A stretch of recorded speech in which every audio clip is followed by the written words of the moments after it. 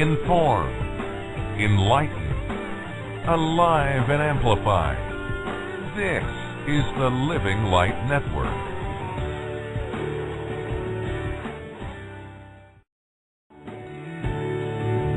No, I don't understand why your heads are in the sand. No, I don't understand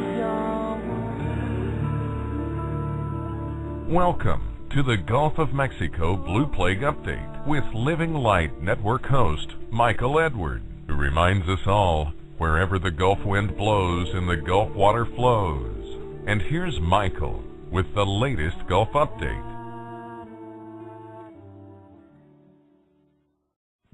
Well, welcome to the revival, the Gulf of Mexico Blue Plague Update Roundtable. And I'm Michael Edward, and I'm really very happy to be doing this, and we're going to do it every Sunday at the same time for 2 hours until things change or whatever. But this is something that I haven't done since June. There were a lot of problems that were going on. I'm just going to be blind. A lot of people were attacking everybody that had anything to do with the Gulf. And, you know, that doesn't just mean that people are bad. There were a lot of paid people out there, paid groups who were only here to make sure that nobody would ever say what was really going on along our beaches, or what was in our water, or what was in our rain. And this show is all about you telling. Those of you who live along the Gulf, it's your show. And it's not an open forum in the sense that 5 people are all going to shout each other down to see, you know, who can talk the most. This is an organized show simply that if you have something to say, if you want to tell anybody about what you've experienced, what you're experiencing now, what you've been through, what you're going through right now, how it's affected you, your health problems, mental problems, anything, what you've observed. We're going to have some guests that have promised me they'll call in who have made a lot of observations. Some of them have some unbelievable testings that they've done at their own expense. You know, it's time to throw the politics aside. It's time to be the community and the family we're supposed to be. You don't have to have a group name. You don't have to have anything fancy behind you. You just need to let your voice be heard. And that's the point of this show. That's why it's a round table. It's for all of us to speak, all of us to tell everyone else what's going on. You know, you look in the news, and since Deepwater Horizon went down on a deep 6, all has been trying to do, and you can say, well, it's BP has been doing this, and well, no, there's a lot more behind all this besides just BP, but they are the most guilty without a doubt. They've all been putting out their ads, and the media has been downplaying everything with the Gulf. And you know what? In the past 6 months, now everybody knows this, the Gulf doesn't exist anymore. There's not a problem anymore. The seafood is fine, and there's nothing in the air, there's nothing in the water. None of us have health problems. And the only thing that's in the news is, gee, how much is BP going to pay? Well, you know what? That's all smokescreen.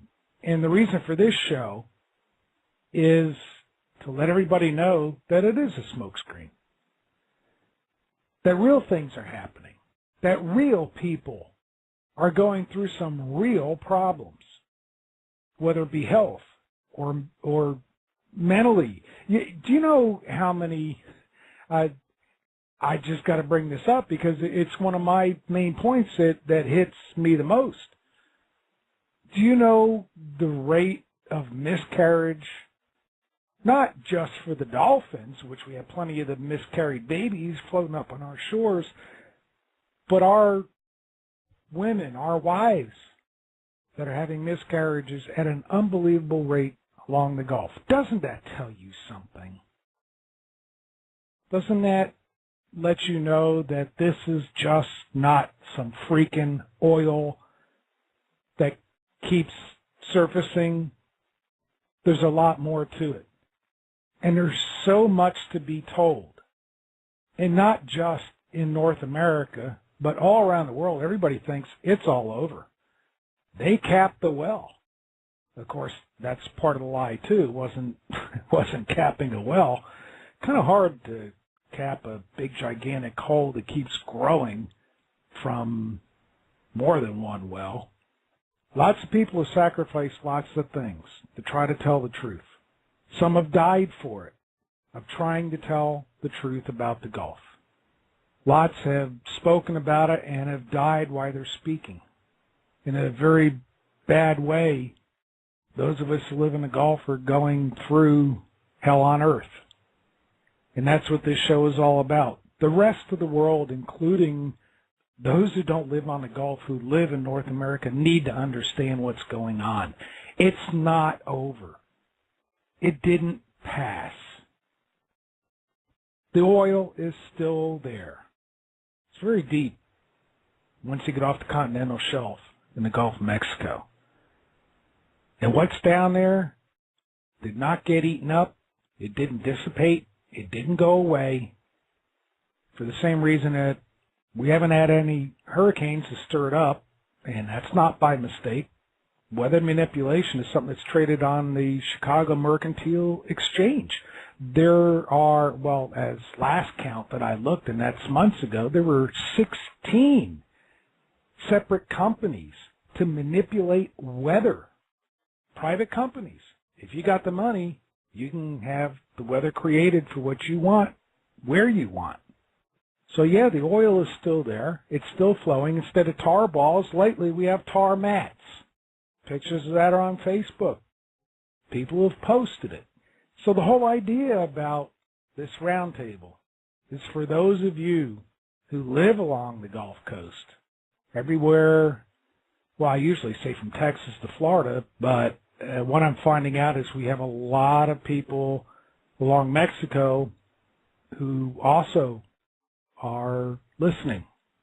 I had some emails from some groups in Mexico. One of them is a group of former U.S. citizens who now live there along the coast, and they're listening tonight. We're all involved. We're all part of the same thing, and we all need to start talking about it like family who want to share with each other. That's what this show is about. It's a round table. We're all sitting at a big round table. There's going to be lots of people who are going to make some pretty big revelations as this show continues to go on. It's not just this show. I'm going to do this every Sunday. And the reason I'm doing it is because I'm tired of hearing how it's over. I'm tired of the media, of the newspapers, the TV stations, even the local ones, right along the Gulf Coast is saying, well, it's over. And what do they centralize on now within the past week? Oh, we were going to have the big BP court case. Oh, all of a sudden, there's a settlement made outside a trial. You know, that's how it always works. That way they don't have to pay as much, and they put provisions in settlements deliberately so that the people who are the real victims never get fully compensated. That's how the attorney world works. So this settlement and this garbage that's going to happen tomorrow about how both the parties are going to get together and, you know, get all the terms together and the judge is going to go through it. Look, this was done ahead of time. The only victims are us. And they're going to make sure that as little as possible to be paid out happens. It's a sellout. And part of that reason is because our current judicial system, sadly, has very little justice. Corporations own it. They pay the judges. They pay the state legislatures. Is that cynical? Yes. Simply because that's a fact. PAC groups, politics are beyond being a joke. They're becoming deadly. And that's part of the reason that we have to speak up. I have my own personal opinions. And so does everybody who's listening. And so will everybody who calls in. We have our own opinions. We have our own thoughts. I just want everybody to know that even if your opinion is different than mine, you have a right to speak. And that's what this is about. And that's where we're going with this. You don't have to agree with me. This is not a one-sided anything. But I do ask that whoever calls in, that you tell what's going on. Tell what you have found out. Talk about your experiences. Talk about the things that you've seen. And that's what matters because, the world is blind about what's going on. My catchphrase that I came up with a year and a half ago was wherever the Gulf water flows, wherever the Gulf wind blows. And it's not a joke. What we are experiencing and have already experienced, the rest of North America and the rest of the world is going to have the same thing. It's going to just keep going. So now that I've gotten off my soapbox, I've already got the first caller. And we're just going to take it. I do want to say, in fact, let me first, I'm sorry, caller, hang on. Let me first get Lynn on here. Lynn has just been a great and very close friend for many years. She's got talent to produce and create videos like nobody I've ever seen. And she has helped me out, has done this with me since day one with getting on for now over a year and a half, and I couldn't have done it without her. I just want you to hear the voice, and if you call in, this is Lynn, and this is the lady who's going to say, hi, I'm Lynn. Lynn, let him hear your voice. Hi, I'm Lynn. Okay, so that's the voice you're going to hear when you call in. And like I said, we already got some callers already, and I want to try to give everybody a chance. Lynn has posted a lot in the chat room here on Blog Talk Radio. That's Living Light Network on Blog Talk Radio. She's already posted lots of links. We have a health survey that's on there that somebody else is doing.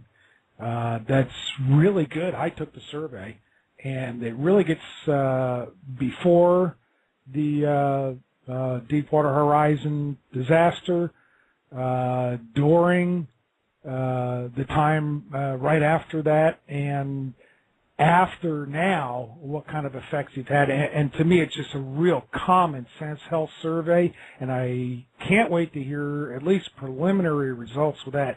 So go on a chat. Take that survey. It's important whether you feel that you've been affected by anything from the BP oil volcano disaster or not. Please take the survey and let's get some real good, honest stuff in there. And I just can't wait for the results. It'll be fantastic.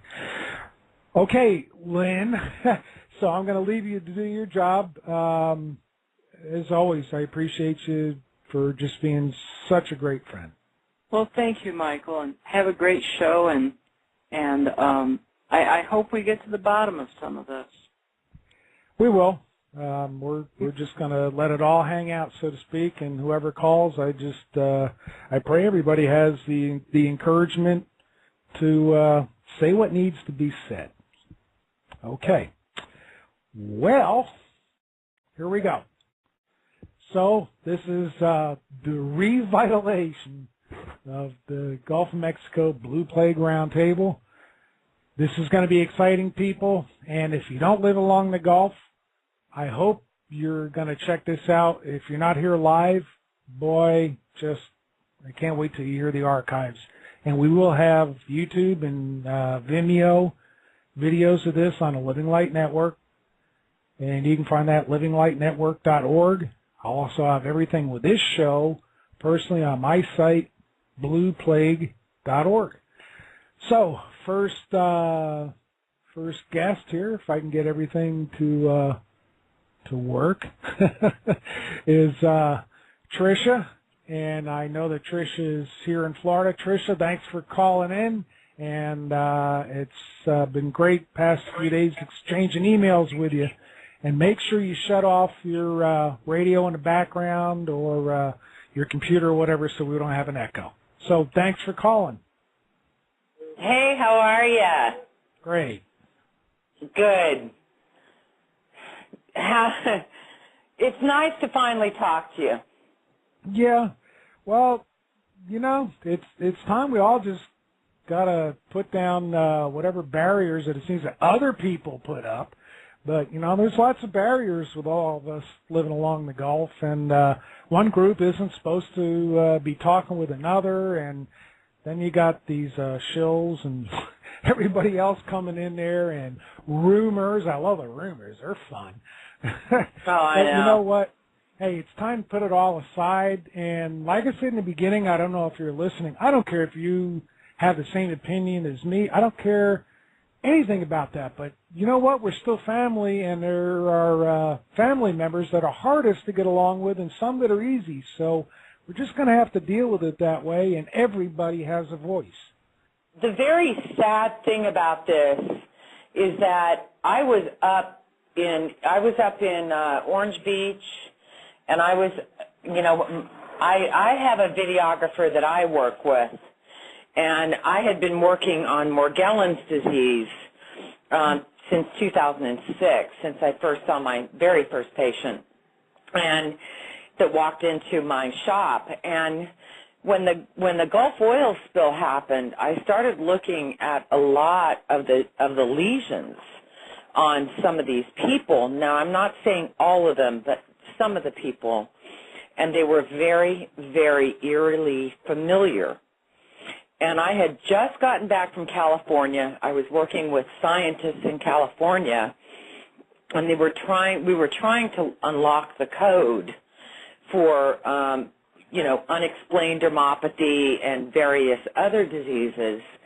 And it was May, right after the oil spill, the month after the oil spill, and my partner said, hey, go up into the Gulf and would you do us a favor and get us some samples of the oil? I had no idea, Michael, what I was going to walk into. It was... Any of us did. Oh, my God. I have never felt such evil in my life. I was in Pensacola right after Obama had been there and ran into a really nice gentleman who was a restaurant owner, and he took me down to the docks where a lot of the BP workers and BP middle management were. And my web guy and my videographer and I went in there and sat down and began trying to find out where to get the oil, samples of the oil. That's all we were doing. And then it turned into go to Orange Beach tomorrow. That was in Alabama. And I went to Orange Beach. Ron Mott was on the bridge, and these guys were scared. I mean, these BP guys, these workers who were paraprofessionals and in the medical field, and many of them were in this bar that I went into, and I looked to my left, and it was BP Middle Management. And my web guy, David, and videographer looked to his right, and it was people working on the boats in the spill. And you could then I realized I was really in the middle of something very ugly. Then it got worse. The next day we went to Orange Beach. Ron Mott was on the bridge, and he couldn't even go out onto Orange Beach. until the mayor showed up. So I talked to him for a while. He's with MSNBC. And I asked him, what the heck is going on here? These people are scared to death to talk. Nobody wants to say anything. And somebody had to slip us a note and tell us that there was a foot of oil on this beach. I walk on the beach, there's no oil. And he looked at me and he said, they covered it up.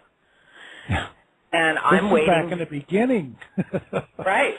That was in May. The spill happened in April, and I was there at the beginning of May, right after, the day after Obama had been up in Pensacola. So, one thing led to another, and then I saw a presence in the Gulf region, and, I tell people the story, and they think that, this is crazy. This can't happen in the United States of America. Well, I'm telling you it can, because then I went over to Gulf Shores, and David and I twice were almost arrested up there. For what? And if arrested, it was a $60,000 fine, and I believe 6 years in jail. Almost arrested. If you were for doing arrested. What were you doing? All I was doing was getting samples of oil and putting them in jars that, in these violet jars that would keep them very protected, so that I could send them to California to my principals to see if they had any kind of bioremediation. And they were, very early on, we were looking at bioremediation. So, I just couldn't let it go, Michael. I couldn't let it go. I had these samples in my car, and there was a white van that came up to the left, a white van that came up to the right, and then the cops in the region that blocked me in. And I had just coordinated my samples. I had just done everything I could to preserve my samples and get them shipped out, and I was threatened with arrest. And if it hadn't have been for my foul mouth and for me standing up for myself, I would have been arrested. And that was the saddest thing, and I hear so many stories. Now that I came out with my story, I hear so many stories of people that were trying to do what I was trying to do, and they were meeting with the same garbage up there. Now, this is back in May of 2010, right?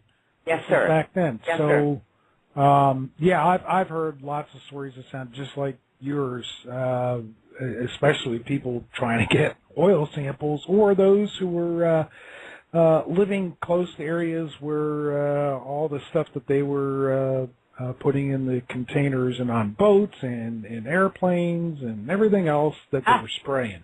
But I want to bring you past that. You're a registered nurse.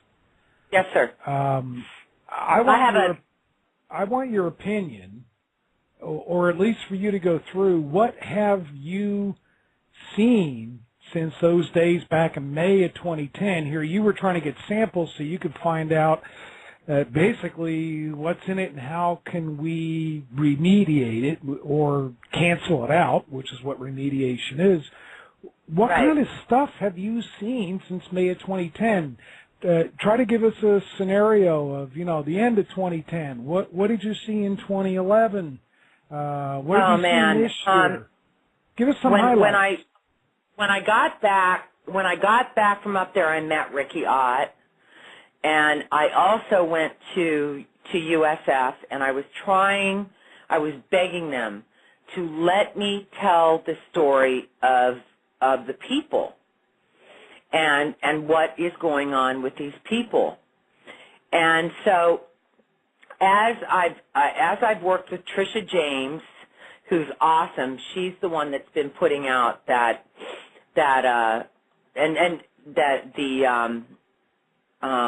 questionnaire on illness.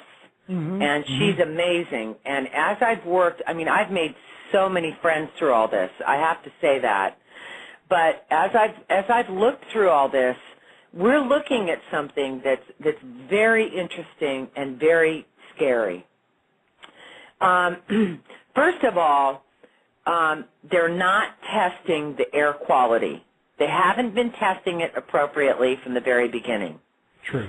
And I know this because when I was up there and I looked out on the water at 2 o'clock, 3 o'clock in the morning, I couldn't sleep, and I saw where it was almost like I was standing on top of a mountain and looking over the Los Angeles basin when I lived in California, and I could see the air quality.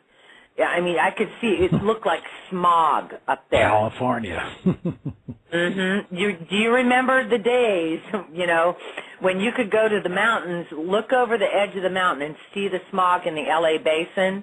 Oh, yeah. Well, that's exactly what it looked like at 2 o'clock, between 2 and 5 o'clock in the morning. It looked like the smog in the LA basin, and that's when I had really an aha moment, saying that when the sunlight hits the dispersants and the air, they disperse.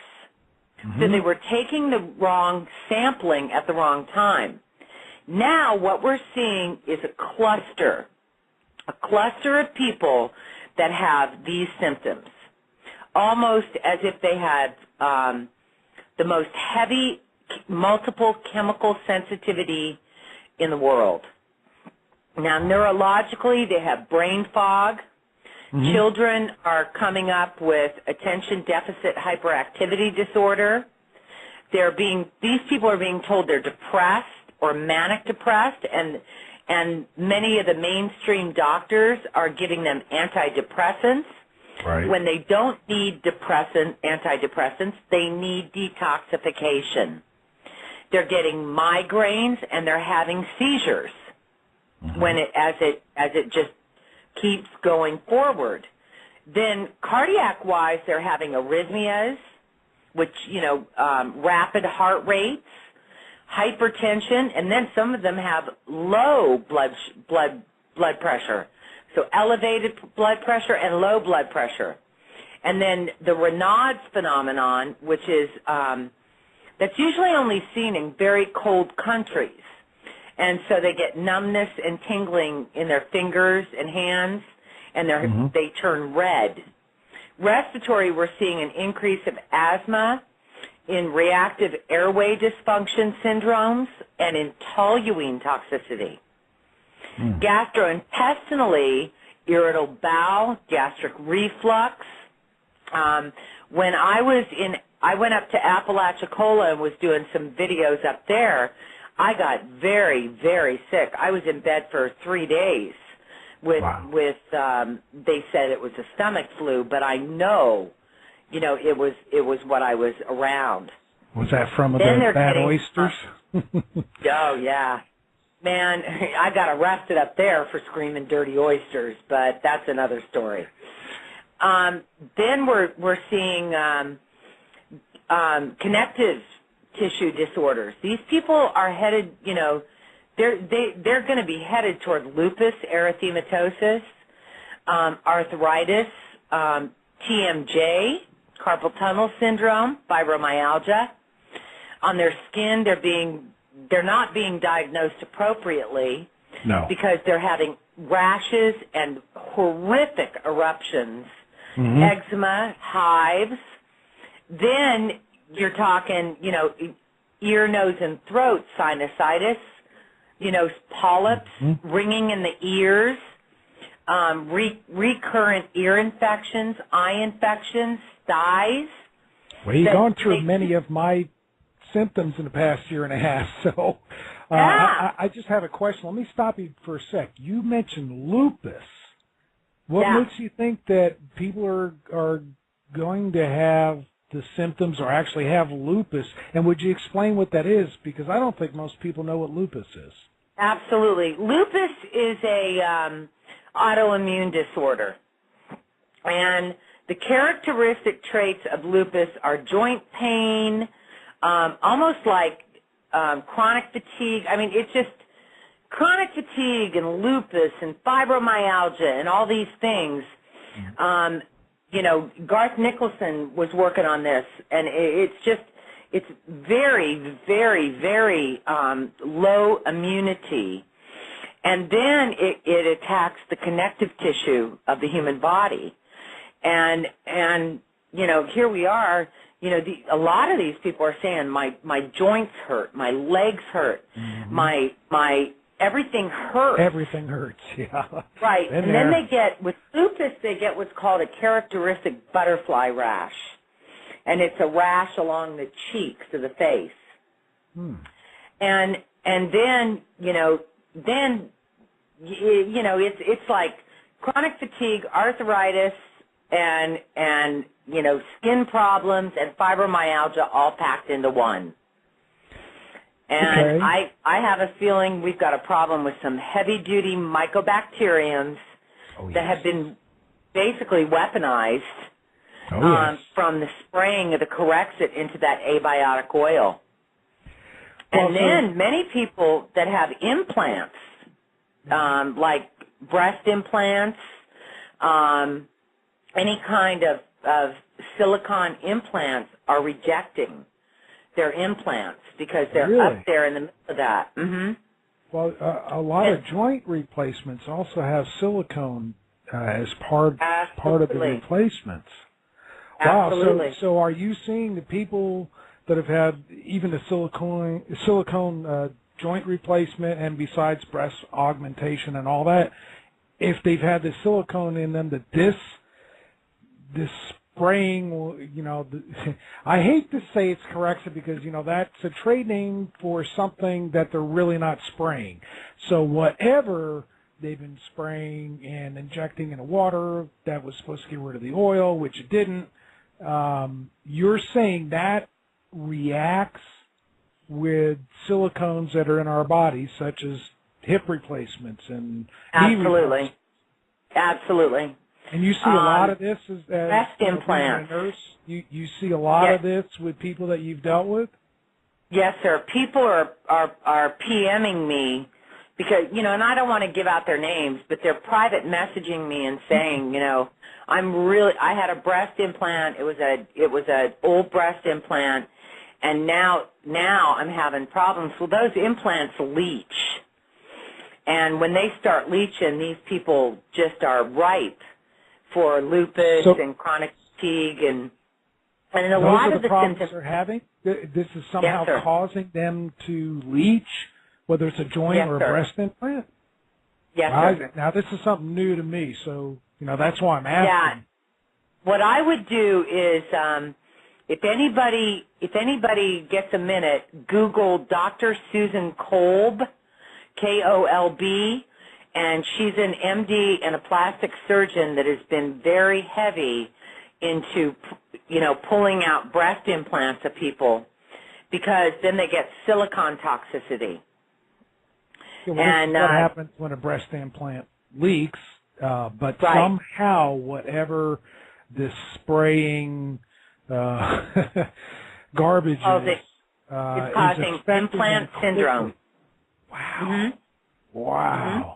And again, what was the name of that site that people should Google with this? Dr. Susan Kolb, and she's with Millennium Healthcare in Atlanta. And she's been seeing this syndrome happen. Yep. I'm seeing it. A lot of people are recognizing it, but they're not recognizing it openly. And then you're talking, you know, what was Gulf War syndrome? Gulf War syndrome, they sprayed herbicides on the first Gulf War people.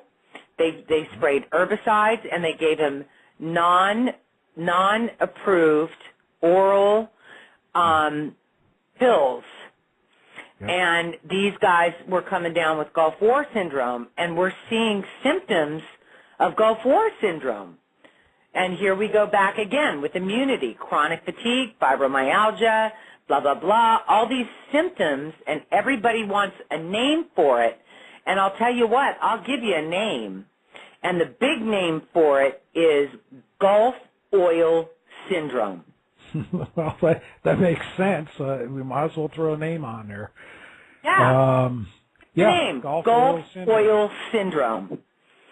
And the sad thing is that I got sick from this. Many people are getting sick from this.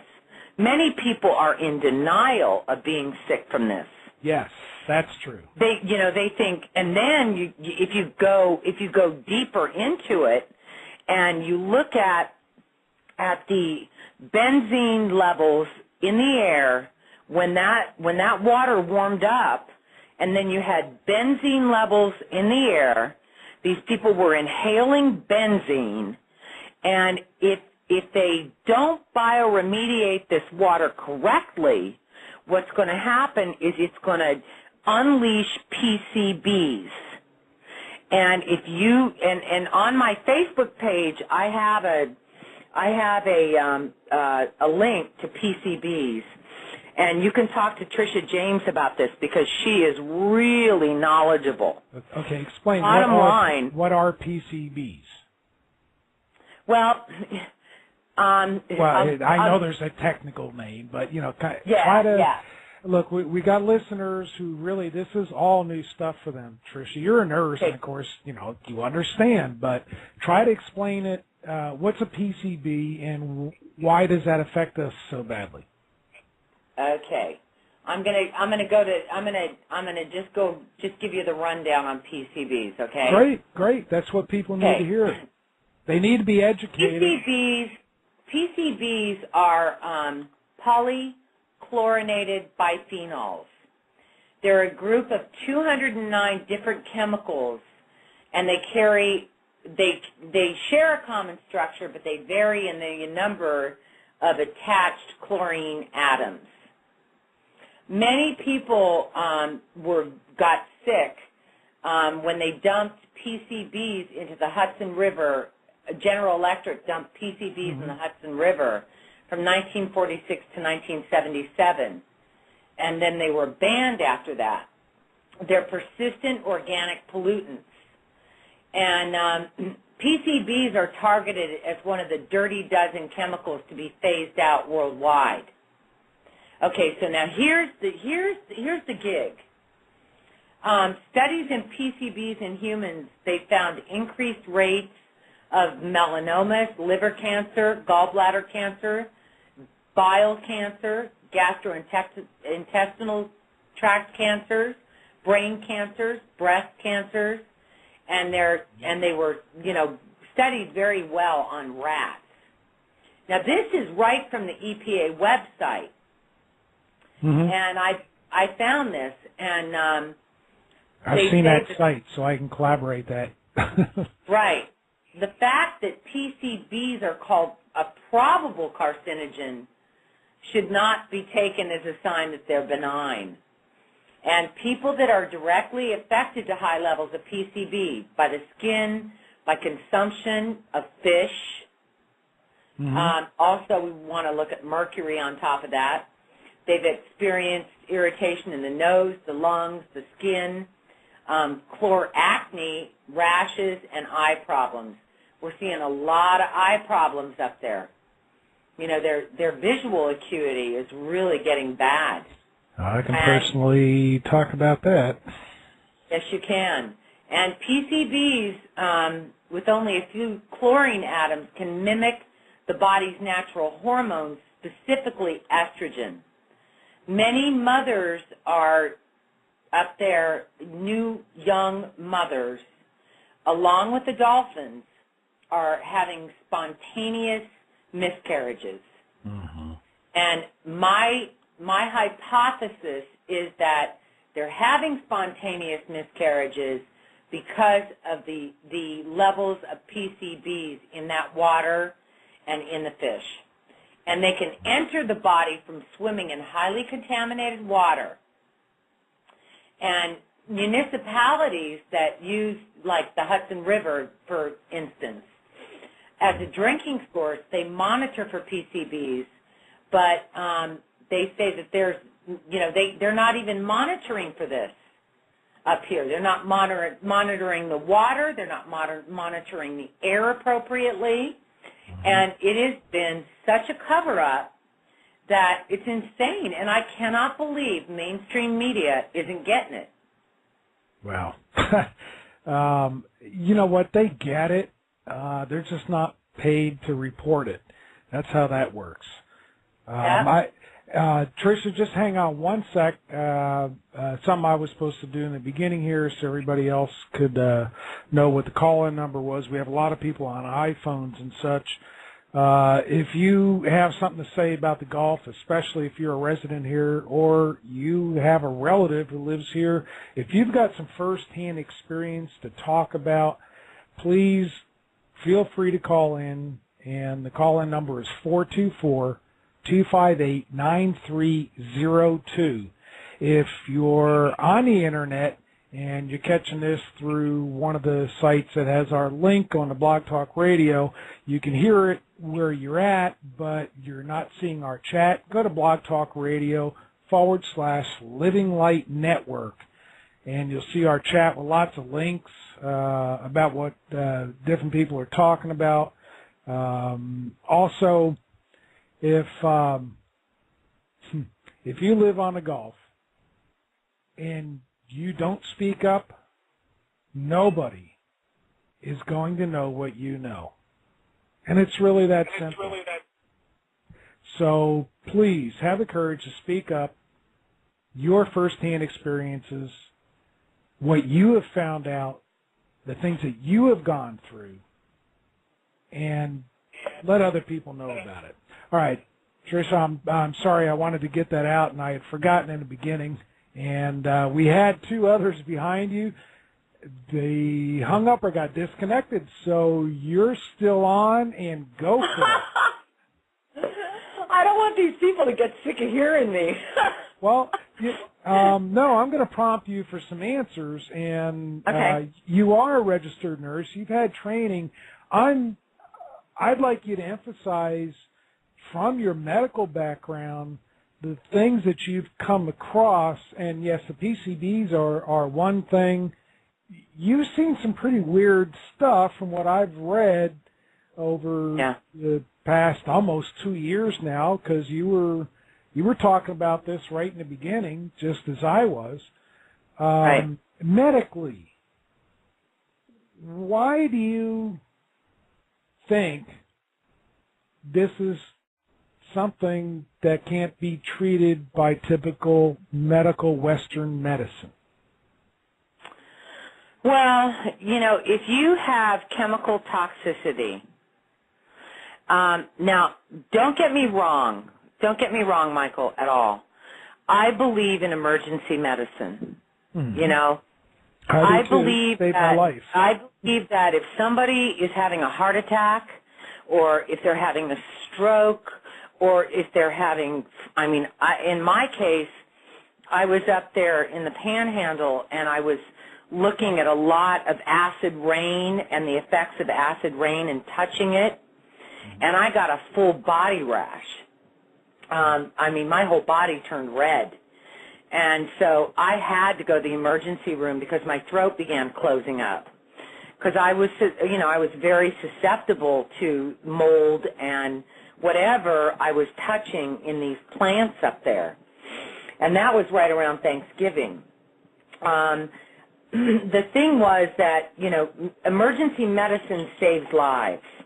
Yes, it does. But when you're working with chronic diseases, you've got to detoxify, and especially, I went to the Metametrics conference and got my certification at www.metametrix.com. I got certified after the spill to draw the labs and to work with Metametrics. Unfortunately, there are so few doctors that want to get involved in this because they don't know environmental medicine. And they don't know how to use glutathione, magnesium, and certain things that need to be used. Also, a lot of these people with the breathing problems and children. Kendra Arneson and Sherry Foylan just came out with an incredible YouTube video on talk to you moms. Get out there and start fighting for your kids, because little kids are getting very, very sick. And when you go into somebody's house and you have all these little kids in the house and they're all on medicine, something is very wrong. Yes. So my thinking is, we need more clinics set up. I know that Dr. Michael Robichaud, and Lean and the Earth Organization has started a detoxification center in New Orleans. And they're using infrared dry saunas. They're using, mainly herbals. It's a combination. They're sleep deprived. Yep. Because they're sick and they can't get appropriate sleep. Well, I went through this. I went through the same thing, and that's why I'm going, yep. I was using herbs, natural things. I'm really not a pharmaceutical type of person. I would rather try anything first. Right. And I've spoken about it on lots of shows a year ago and such. I had the most success that it was a combination. And I do want to emphasize to any listener that, how I react, or Trisha, how you react to things, we're all different. What works for me might not work the same way for you or somebody else, but I do want to say what worked for me. I was about to give up on all the natural things. That includes the green clay, which seemed to help a lot at first, and then didn't seem to be doing anything, and so many other things. I've got such a list, it's unbelievable. Something that broke the barrier for me that seemed to function with all the herbs and the natural ways to detox was far infrared. And you mentioned that. That's why I wanted to emphasize that. It seems to be very, very effective with what we're fighting here on the Gulf Coast. The problem is a real good far infrared blanket or pad is not cheap for a good one. There are cheap imitations out there that don't do the job. Right. But it seems to be very effective. So I'm glad you brought that up. I've had some good advice and had people help me out. I just wasn't seeming to break what had a hold on me until the far infrared came into the picture along with everything else. And I think that's an important part from my end. That's why I'm mentioning it. And, again, I'm glad you brought that up. And I know Dr. Robichaud has been doing the same, and so many others have been realizing that this is a key for many people. Yeah. And the whole idea is we have to get the info out that it might not work for everybody, but it sure does seem to be working for a lot of us. Well, and another person, a few people contacted me, and they've been doing hyperbaric oxygen chambers for their breathing, and they said that seems to help them. But there again, who are you going to get to prescribe this for you? And insurance is sure as heck isn't going to pay for it. Nope. And now there was an article in the New York Times, I believe it was yesterday, where BP said that they would take care of the physical illnesses of these people for 21 years. Well, you know what? That is the biggest bunch of garbage, because the NIH study is 20 years. And they said that, and they'll be coming out with the facts in 20 years. And so BP said that they would take care of the health problems for 21 years.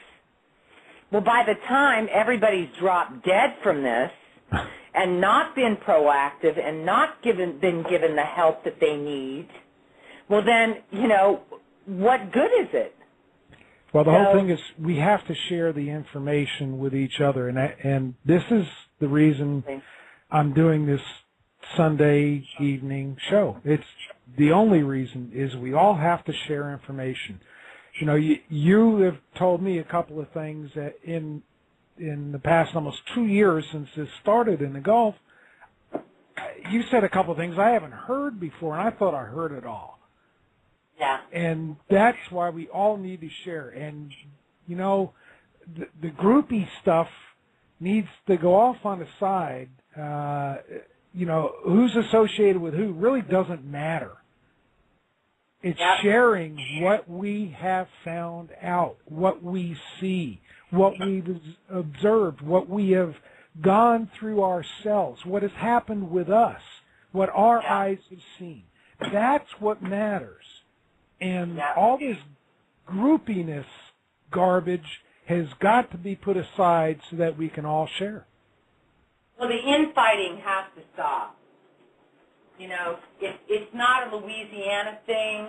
It's not an Alabama thing. It's not just a Mississippi not a Florida thing. And it's not just a Florida thing. It is real. It is happening. And, at the very beginning, I was contacted by somebody, and they found Corexit in a swimming pool not far from me. Now, I live on the Nature Coast. Now, tell me, how did that Corexit get in that swimming pool? The rain. It wasn't the rain, I can tell you, because it was very early on. Then it was sprayed. It was sprayed. Well, it's no different than the false term chemtrails because there's really very little chemical and it's all nanotechnology and has been. Oh man, it's ethanol in it, which is dangerous. We don't even know everything that's in that Corexit. We don't have a clue. Well, that's why they keep saying it's Corexit because that keeps our eyes on. Gee, what was the old formula when mobile first came up with? Absolutely. Our eyes to be focused everywhere except where they should be. And the word Corexit makes it sound like it corrects it. But actually, I changed the spelling of the word from Corexit to Core, C-O-R-E -E-X-I-T. It's a core way to exit from this planet. Pretty much. If you're swimming in that water and eating that crappy fish, and Trisha and I broke down, how much fish, and we took it right off the EPA and the FDA website, and their math was even wrong. And so we put out a video on seafood safety. Then a group of us went to Alabama, and we did a shout-out with Sherry Foylan, Trisha James, myself, Paul Grogan. Many of us of the Gulf Truthers were at that shout-out at the Seafood Festival in Alabama. Michelle Walker-Harmon, there's a lot of really brilliant people and a lot of heroes in this. Yes, there are. And we came out and we shouted it out and said, here we are at a seafood safety meeting. People are watching us from roofs, taking pictures of us. And we were just telling them, it's not safe. And we have the documentation of that. And you can just link right into our seafood safety video. But let me tell you, it's gotten worse, Oh, yeah. I won't eat seafood from the Gulf of Mexico. Well, I haven't eaten it since July of 2010. So, Trisha, we're getting up here towards the second hour. I want to take a break. So I'm just going to mute your microphone here. Don't hang up or whatever. Just let's take a break and let me get a couple of announcements. And give Trisha James a big shout-out to get on the phone. Well, you just did, so she better get on the phone here. So, all right, that was Trisha Springstead, and you just heard what she had to say. The call-in number is 424-258-9302. You can also use Skype if you go to our Blog Talk Radio site, blogtalkradio.com/Living Light Network. And just hit the Skype button, and you can call in for free. Inform, enlighten, alive and amplified. This is the Living Light Network.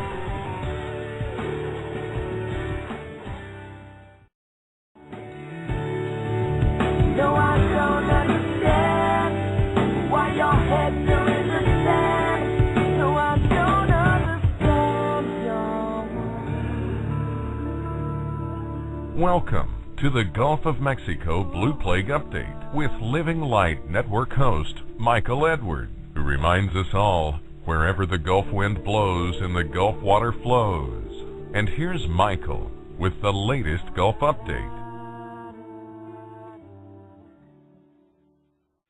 Anyway, we heard the first hour with Trisha Springstead, and she really kind of educated me on a couple things, and I thought I knew everything that's going on with the Gulf. So to me, that was a valuable experience. Trisha is still in the line. I've got a couple other callers. One of them, the next one that was in line, is somebody that I have had a lot of admiration for.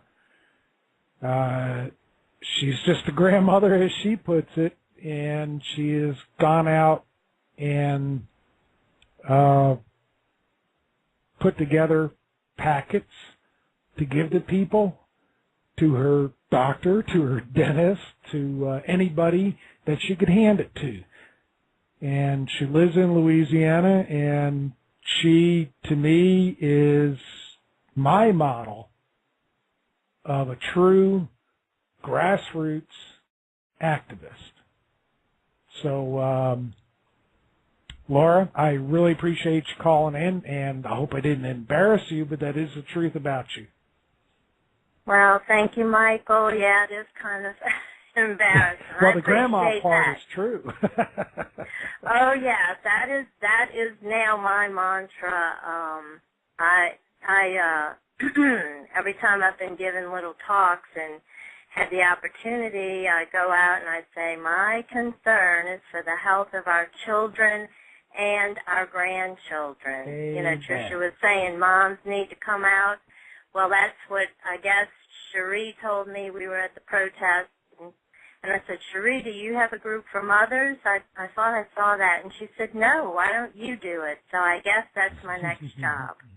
I'm going to put together some kind of group for the moms and grandmoms of the Gulf, because you can't mess with us, and you can't mess with our kids. You know, Lord, you have that one right. Yeah, well, you know, moms are just like that, and I have had enough. You know, and my kids know when mom says that, that's pretty bad. You better straighten up and fly right. You know, I have had enough of all this, and them allowing our kids to go in that water and get poisoned, and I am just, you know, about to jump out of my skin, and I'm just, you know, my husband calls me the mouth of the South because I tell everybody I come in contact with about what's going on and what's happened to us. And one more thing I would like to, you know, I'm poisoned. This is another thing I'm saying. I've been poisoned. My husband's been poisoned. My daughter's been poisoned. My grandchild has been poisoned. So this is why I am on this, beating this drum about children and grandchildren, because somebody needs to protect them also. My husband almost died in my arms 3 times.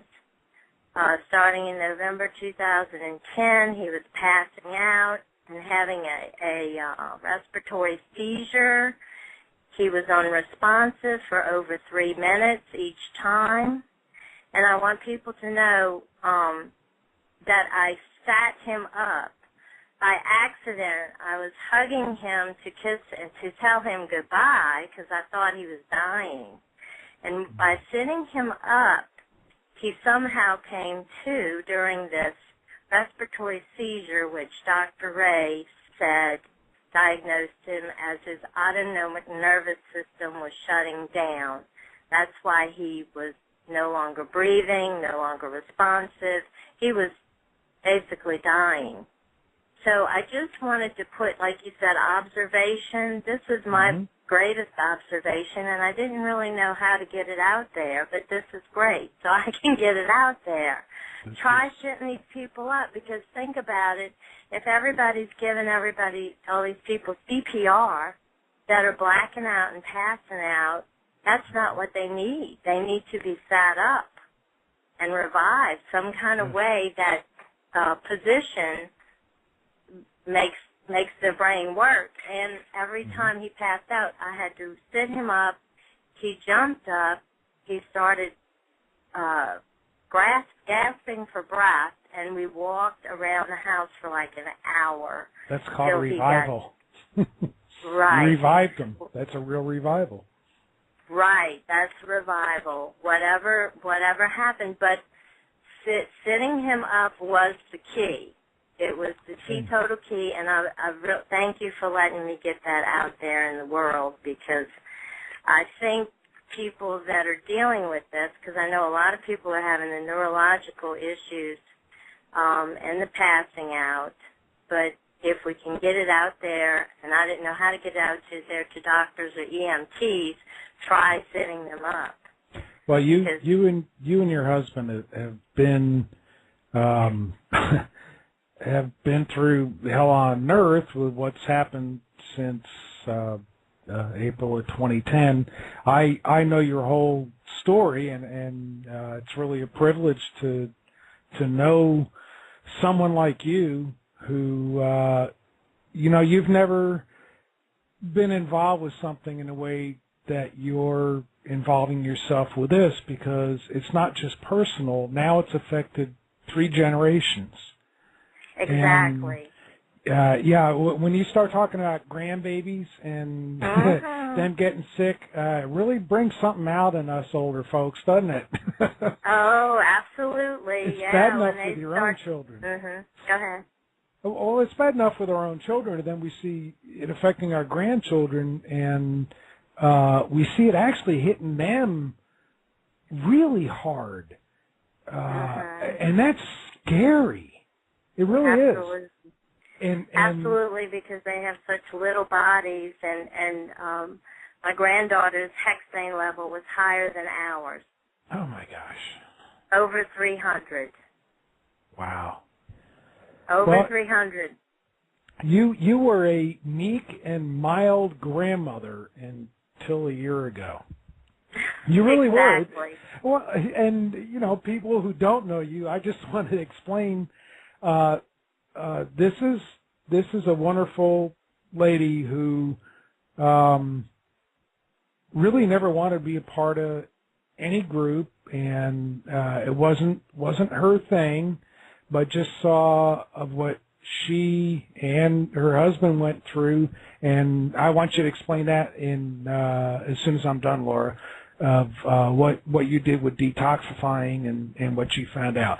But this is a lady who really wasn't very outspoken. Some of us have that personality. We're very outspoken, and some of us don't. And you were just one of those who was the typical grandma with lots of hugs, and really never thought that raising your voice was needed. But when all this started happening, and what you and your husband went through, your own daughter, and then with your grandchildren, all of a sudden you became you became a force not to be reckoned with. And I wasn't kidding. People don't know that you were putting packets together to hand to anybody. Yes. Including your, doctors or anybody else absolutely. Who were people that you knew, who were living same place you live, in Louisiana near New Orleans, living in the same place, and were totally oblivious to what was going on. And you really took the cause. You did it as, and I'm not saying this to be facetious or mock in any way. You did this as a meek and mild grandmother who decided to let everybody know what was going on. And you know what? You are the reason lots of people right now have woken up and are helping themselves. And that was something we discussed a year ago. We have to help ourselves. Don't wait for somebody to tell us. And I am so proud of knowing you because you opened your shell and said it's more important that I try to help everybody else from what I've been through. That makes you a hero in my book. Oh, thank you so much. Thank you. It really does. Most people can't do that. Most can't do that, but you, well, okay, now I want you to explain what brought that on. And it was especially with your husband, and you went to Dallas, and you went, you were blessed that you were able to get the kind of help that you got with a very well-known toxicologist and such. Could you explain just briefly what you and your husband went through that turned you into super grandma?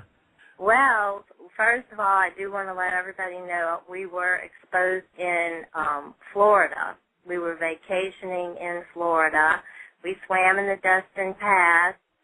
That was June 20th, but supposedly it was safe.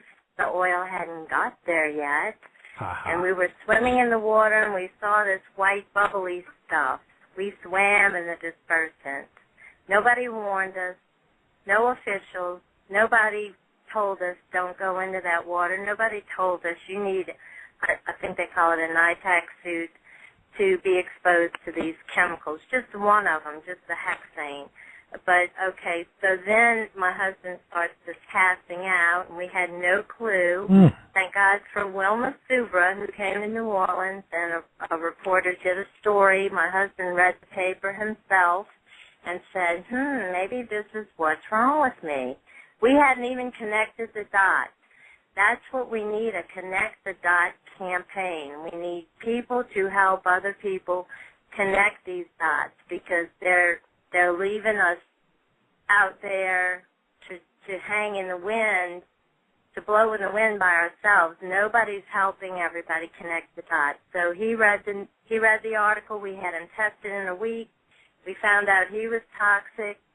His doctor said I should be tested. I got tested. I was toxic and only had a few minimal symptoms, not like his. I was, memory, directions, things like that. Burning pots on the stove, dribbling on my, things a 80-year-old would do, let's say. Just not normal for me. But anyway. What a wonderful vacation that turned out to be. Oh, yes, I know. We went in the water. This is another thing, how fast you get poisoned. We were in the water approximately 4 different times. My granddaughter came with us 2 times, twice, not 5 times. So just think about the people that go to the Gulf Coast, spend a week in that water. Just think about it. Well, it does affect all of us. It affects all of us differently, which I said earlier in the show when I was speaking with Trisha. For example, in 2010, on July 4th weekend, I was out on my boat, and it hit me and didn't hit the rest of my family. I just felt like the wind got knocked out of me, and we weren't even in the water. So I do want to emphasize that even your experience, my experience, and the experiences of everybody else, some of us just get hit in such a different way. Your husband got really hit totally different than you did, and then later on you started getting symptoms that were different. That's the trickiness. I find of it's dealing your with these, weakest link. Yeah. It's and something that Trisha Springstead brought up. Our immune systems. Each one of us has a different immune system. Some of us can handle things that others can't handle, whether it's biological or synthetic or whatever, or chemical poisoning or whatever. Every one of us, it's a different scenario. Some are having skin rashes, some can't breathe, some have heart palpitations, some have migraine headaches. But, you know, your experience is unique. Your husband's experience is unique. So you went to Dallas and went to a fantastic doctor who's done a lot of research with detoxification and has written lots about it. That was a blessing you were able to do that. Absolute blessing. Yes. So yes, what it were was the a real results? blessing. It was a real education. Well, as soon as we got home from Dallas, of course, we spent a whole month there. It was a job. We worked at it. We did it 8 hours a day, half day on Saturdays for 4 weeks. Then we came home and continued our IV treatments here with our local doctor, Dr. Charles Mary, and we ordered our sauna right away. So we have a sauna in our home, which is something that we really need to demand from BP, is that everybody within a 40-mile radius of the coast, they need to buy us all a sauna for each household. Why does a sauna, what kind of sauna? You're talking about like a jacuzzi? And why does that help? The far infrared sauna. Okay. Yeah, that one, the far infrared sauna. The one that helped me and finally got me over there. Yes, and my husband also. After a week and a half at the clinic, when we got there, he couldn't walk up a flight of stairs. He could not breathe. He also had breathing issues, and up all night till 3 in the morning. Like Trisha was saying, people are having trouble sleeping. We went through all that too, but after a week and a half in the sauna treatments at the clinic, he was able to go up those stairs with no problem. He felt more like his old self again, within a week and a half of going in those saunas. He knows that it was that sauna that turned the tide for him. He knew that made the big difference. It made all the difference for me. That's what I was saying earlier. You know, all the natural detox with everything from the Epsom salts baths to French green clay, which is fantastic. All those natural things really do a great job, but I just couldn't seem to get over the hill. Right. I couldn't get over the top of the mountain. I felt better, but not normal. And it was the far infrared, good quality. I have a far infrared pad. And it was the good quality far infrared that all of a sudden it's like let me say this and agree or disagree that this is what your husband went through. It's like it kicked in all the natural detox and made it work 100 times better. Exactly. Like everything came together at that point. Once a week and a half later, he felt like he was going to live, because before that he thought he was going to leave us. He thought that was it. He was done. And now he's fine. We're not 100%. We have to be careful. We have to be smart. We have to pick and choose what we eat. Of course, the allergies is a big issue. We're having, food allergy issues, but that's just part of the package you get when you're chemically poisoned. And that's something else that I wanted to bring up about Trisha talking about the silicone and the implant, but that's all because of your allergies. Once you've been chemically poisoned, your chemistry has changed and you're allergic to everything you ate before. Now you have to find new things to eat, something different, something bland. So the doctor we went to in Dallas, he also, I learned, I should have gotten a diploma from up there, but he tested, I learned from the other patients that when they were getting replacement, like hip replacement or a knee replacement or something, Dr. Ray would test the person for that particular metal of what they were, going to implant before they implanted it, so that, but then on the other hand, I'm sure they're developing allergies after the chemical exposure. So, I mean, it's a catch-22 situation.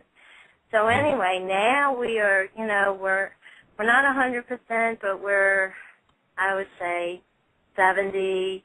We have our good days, we have our bad days, we have the main problem we're having now is the mental, functioning, the remembering things, following instructions, comprehending things. It's like, golly, what the heck is going on? We just one look at each other. One day it's normal, and the next day all of a sudden you're going, I know that. How come I can't remember? I know. What happened to my brain? I was joking with my friend online. I was trying to put in an email, and I'm putting www, and he's like, you don't need that for an email. And I said, so that now my joke is www.ineedabrain.com, It's just, that's just part of it, too. You're special now. It's like, God. But psychologists, go ahead. Gigi, can I ask you, as your grandma named Gigi, what are the effects that hit your granddaughter? Well, of course, my daughter and her husband were in denial. They're still in denial. They don't want to, anyway, I won't go into that. That's a sore subject. That's family. It's coming along, but it's a slow process. But I can see it, but they overlook it. You know what I'm saying? Give us a scenario. What kind of symptoms did she have? What kind of reactions? She was telling me, she slept over, and she was telling me, Gigi, she says, this was before I had her tested, before I think we even went to Dallas. She says, sometimes I have a hard time breathing. And she says, I have a hard time taking a breath. And I said, do you tell your mom? And she says, yeah. Well, see, this was part of my connecting the dots. She went to the emergency room twice with chest pain, 8 years old. 8 years old. This was also before we had her tested. So this was also part of my connect the dots process, and it all kind of hit me when I was in Dallas. I panicked and I said, oh my gosh, we have to have my grandbaby tested because the dots were connecting in my brain. We are not taught environmental medicine. We are not taught that these chemicals and these oil refineries and everything we're surrounded by here in South Louisiana, that's all normal. You can handle it. Well, you can't. Your body can only handle so much. I also wanted to bring up, I know I'm talking too much, but... No, not at all. No, I wanted to ask that about your granddaughter because a lot of people that I've spoken with in the past week, our age, who have grandchildren, and mothers and fathers who are a generation below us who have children, are starting to wake up, and I wanted you to relate, the symptoms and such that others can connect the dots in the archives. Yes, that's important. Well, this is what the Children's Hospital diagnosed her with when she went to the ER, was with costochondritis. Now, that's a new one on me. Okay, costochondritis is like a chest pain behind your breastbone, and it goes away. It just comes and goes. It's just something random that happens to some people. Well, then my granddaughter told me that her daddy got sick at work, and the nurse said, oh, you just have costochondroitis. Him also. So what are the odds of that happening? And also, we were all literally in the same boat together, you know. Nothing is better than common sense, is it, Gigi? Exactly. Oh, yes, that's my new saying, too. I think we need to occupy some common sense around here. Amen. Oh, I like that. Occupy some common sense. There we go. Let's occupy some common sense around here, yes. So, I got to tell you the story about the dangers of just eating the seafood. We don't know what that is to bring as of yet. Well, my friend, I've got some tests I'm going to reveal in future shows. I know what it is, and it's not Corexit. It's the stuff that was put in there to get rid of get rid of the oil that is not Corexit. Oh, okay. So it's something else. My girlfriend, whom is 34 years old, she's a vegetarian. She only eats seafood, you know, with her, that's her protein of her vegetarian, you know, I guess she's a, whatever, vegetarian. Meat replacement. Meat replacement. Okay, so she called me a couple weeks ago, freaking out. She says, oh my gosh, I just walked into my bathroom. Granted, she's lived in this home for 8 years. She could not figure out where the light switch was. She could not. Then she kept thinking it was on the opposite wall than it was. And she's got a big, like, you know, 12-foot wide bathroom. And she kept thinking the light switch was on the opposite wall. 8 years. 34 years old. She's been living in this house 8 years. Then she went to set her shower. She could not figure out what to do with the hot and the cold water. She could not figure out which one was hot, which one was cold. Now tell me that is not scary. This is somebody who's a vegan and supposed to be healthier than the rest of us who have steaks. And never touched a toe into the Gulf of Mexico. Never. Lives close to me here in New Orleans. Just eating the seafood, maybe once a week. Dangerous. Not anymore. Not anymore. She's not eating the seafood. I'm glad to report. Can she find the light switch and can figure out how the water works now? Yes. Well, yes, she found the light switch, but this all happened the same day, that she could not find the light switch and she said I had to think very, very hard how to set my water it was like perplexing to her. She was confused. So she had an extreme toxic buildup, and it hit her hard. And I do want to mention, this is what the stuff they threw in the Gulf and they're sprayed in the air. It goes down into a nanoscale called mesogens or mesogens, depending on what country or how you want to pronounce it. And these are nanomaterial viruses, all man-made. It goes way beyond just synthetic biology. It goes into synthetic nanobiology, and this is how it affects. And I want to go on future shows, of which I kind of gave you a little bit of hints about in the past week, since I've come out of the ground and surfaced again with an iron rod in my hand. There you go. I need to reveal all the things that I've been very quiet about until I had some answers to give everybody.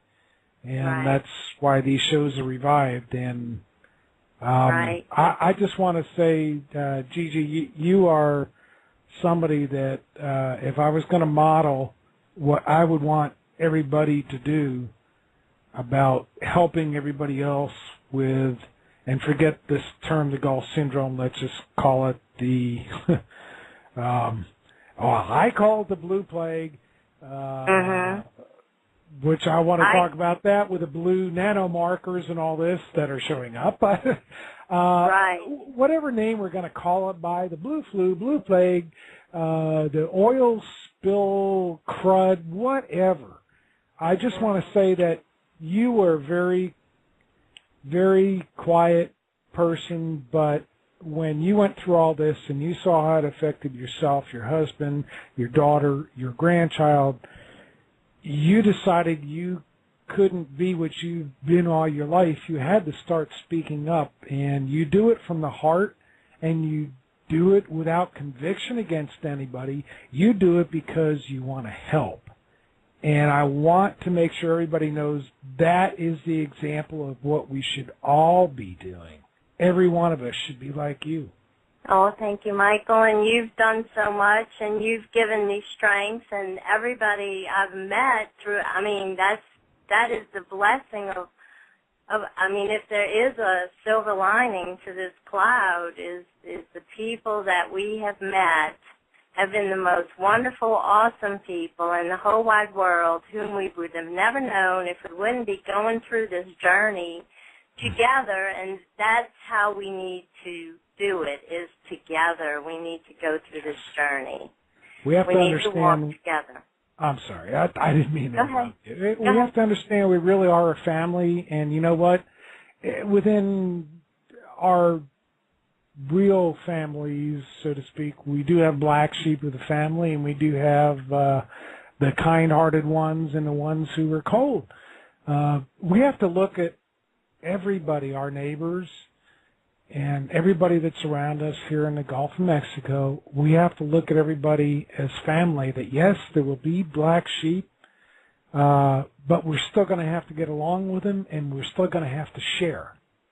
And that's what matters. We are a family. We're all suffering the same thing. Maybe the symptoms might be slightly different, but we're all suffering through the same thing, and this is something that was put on us without our choice. And there's the reason we all need to bind together. We either are family or we all need to just move away. Right. That's what I've, we the people of the Gulf, I mean, that's basically how I put it, because it's us. It is. We're a tribe. We are the people of the Gulf. We are our own tribe. We're all the same clan. whether right. it's Florida or even, Mexico. Right. It doesn't matter if we speak the same language. We're all going through the same thing. Exactly, and that Gulf of Mexico flows through our veins, literally, because most of us have been born and raised here on the Gulf, and we've appreciated it, we've loved it, and oh God, do we miss it, I just shrimp. You have no idea. Oh yes, I do. Yes, we miss it. I haven't had that. Well, sadly, since before April 2010, but, shrimp etouffee or look, I won't even eat lobster from Maine anymore. No. A lot of people say that's nuts. Well, the Gulf doesn't affect, Maine, the coast of Maine. I spent lots of summers on the coast of Maine as a teenager, and my job was out on a lobster boat, waking up at 2 o'clock in the morning and being out there and pulling up the lobster pots. And nobody loves lobster more than I do, because my pay was the largest catch of the day. Wow. So nobody loves lobster more than me, and shrimp is right up there number 2 in my book, but I won't eat any of it because everything comes out of the Gulf, goes up the Atlantic seaboard, and ends up in Maine. So bring myself to eat any seafood anymore, no matter where it's coming from. As if Fukushima isn't bad enough, what isn't contaminated anymore? That's what the good doctor told us from Dallas. He said, you might as well not eat any seafood because it's all hot. That's what he calls it, hot. Well, it's going to be right. hot. He is right. I know everything that man said, I believe, and it's, anything he says out of his mouth is gospel to me. And he is respected by a lot of people. And could you give his name for others that might be able to get with him to help those who don't know where to turn? Just give his name, and they can go look it up in the phone book or whatever. Dr. William Rea, R-E-A, and his clinic is called the Environmental Health Center of Dallas. And he treats people from all over the world for any type of environmental toxicity. We met people who were crop dusted. We met people from 9/11. We met people from India. We met, it's just people from Houston. A woman had a ranch in Austin, prized cattle, who they were fracking around her 20-acre ranch, and she stayed sick as a dog all the time. So he understands completely. He knew our symptoms before we could he knew more of our symptoms than we did. He knew what was wrong with us really before we did. He's just amazing doctor. Well, Laura, I want to thank you so much for calling in, and like I said, you're kind of my model hero. Thank you, Mom. I wish every grandma and mother would catch a spark of what you got, because you were one of those very quiet people up until this part in your life, and you have really, I don't know how else to say it, you've really taken up a cross for truth. And I admire you, and I want to thank you so much for being who you are. Thank you, Michael. Thank you for being there for us to have a voice. We appreciate it. It's very therapeutic for me to be able to speak what's in my heart and let it out and let people know. Yes. Sorry. I'm well, sorry, thank you I'm going. Well, I'm getting emotional. Thank you very much, Michael. And you're allowed to be emotional. And God bless to everybody. And I'm going to end it like I did last time. Hold on to the hand of God, because that's the only thing that's going to get us through this. And hold on to each other, too. And hold on to your loved ones very tight. Good night. Okay, thank you, Laura. Good night. Thanks. All right. Well, that's a lady, like I said, I just admire, and I was able to follow everything that she went through, from the point of going up to Dallas with Dr. Rea, and what happened after that is, especially in the past 9 months, I haven't kept up, but now I'm trying to catch up. That's what I wish everybody would do. Become a true martyr to get truth out.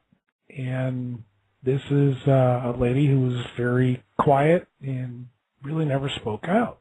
So for her to come on the show, it's almost kind of takes me back, simply because she's not the type who will call in. But with the Gulf of Mexico and what she and her family have been through, watch out for moms and grandmas.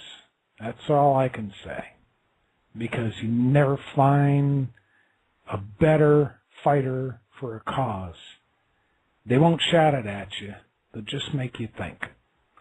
Anyway, I've got another caller who's been waiting for quite a while, and two more behind that. So let me get to the one who was in line, Trisha. The other Trisha James. Thanks for calling in. Appreciate it. Hi. Gotta say, you were doing the survey that we posted in the chat, the health survey. So I want to remind everybody to go in the chat, and it's up there a little bit, quite a bit further up on the chat already. But to take your survey, which I thought was really cool, because your questions were all the same, but it was before April 2010. Right after April 2010, and then basically what you are now. What have you seen in preliminary results? Because that's why I was really wanting you to call in. I want to see what you found out so far. I know we've got limited time. First of all, I'd like to say thank you so much for Patricia Springstead. She has been my mentor. Sorry, I've had a bad day. Well, Laura? Everybody's allowed to be emotional today. Laura said the same thing. I don't want to be emotional. You're allowed. So is she. So is everybody. I have met Laura personally, and this was before she became so active, and with time and the more time I spent with her, she has become more active, and I'm glad to see her going to the meetings. We went to a meeting, and she was very quiet. She had questions. She did not speak up, but in the meantime, since that, which has been approximately 2 months, she has now become very outspoken because it's personal. And so with that, she has gathered her information, and she's been very thorough with her information, and she's got a big heart. So I want to thank Laura, too, for coming on the show. A year ago, she was handing out packets that had more information than anybody or any group had about what was going on in the Gulf. It was amazing. She really is. I'd also like to mention that last week I took a 30-minute walk on the beach right after we had some high surf, and I gathered 3 pounds of tar balls. So BP, they are not done. They cannot leave. I had the Coast Guard pick up these tar balls, and they told me specifically what was MC252 fingerprint and what was not, and I'm going to be in I told him I was going to keep half of it for my own private testing because I've been told that what he thought was not MC252, I have been told has been, and it is. We've got large tar mats out there, huge, and they are starting to break up, and they are coming on the beach, and we will have this for our lifetime. Let's back up. You mentioned tar mats, of which I've seen pictures of, that look like freaking paved streets along the beach. People still think they're just tiny little tar balls. No, we have actual mats. They've been dispersed with surfactants, and they're huge, large mats that are sitting on the seafloor, and they're starting to break up from our storms and the different circulation, if you want to say, the waves. The beaches change with each season. So you're going to lose beach, and then you're going to accumulate beach. And right now we're losing a lot of beach, but in turn, with all this high surf action, it's breaking off some of the pieces of these large tar mats. And when I say large, I have a screenshot. We're probably talking maybe 200 miles in diameter to, it could be maybe 100 miles in diameter. And there's only 2 that I know about in the Florida Panhandle because that's where I'm from. I'm from Navarre Beach, and that's where my concern was. I know there are 11 tar mats. I don't know where they're located in the rest of the Gulf. Well, BP and all the others, Coast Guard or whatever, they're just going to say, well, that's left over from the summer and fall of 2010. No, he wouldn't even admit when he picked those up that they had anything to do with MC252, which just totally astonished me because these were large blocks that were like 8 inches in diameter. And to have that much, and for him to say, well, I only need 1 piece of that, but I want your other pliable stuff because I know that's 252. So I was somewhat appalled and stood back on that and said, okay, whatever, you're doing your job, you've been taught to talk the talk, and let's move on. That's the military way. You don't disclose what you're not allowed to. Absolutely, and that's what we have found, and that's that's the whole reasoning of all this is we need to stop the Corexit spraying. When we went to the ACP meeting with the Coast Guard, they said that Corexit was never sprayed in the Florida waters. And well, they might be correct because it really wasn't Corexit. I've got proof that nothing in the formula Corexit was sprayed in many areas. So they might have been kind of telling the truth. It wasn't Corexit. Okay, if you want to play on words, they were spraying us with chemicals then. That's how the government works.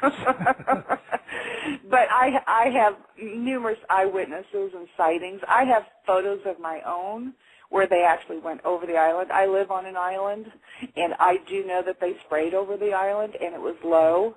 And then it was a shortcut right into the Gulf. So and this is recent. People think the spraying stopped when they capped the one well that really wasn't leaking till they opened it up that had the BOP on it.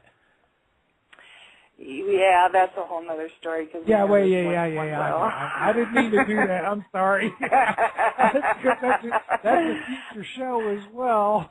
There's a lot to talk about. I had just done another radio show, and I spent the entire 2 hours, and I didn't even capture everything that I wanted to.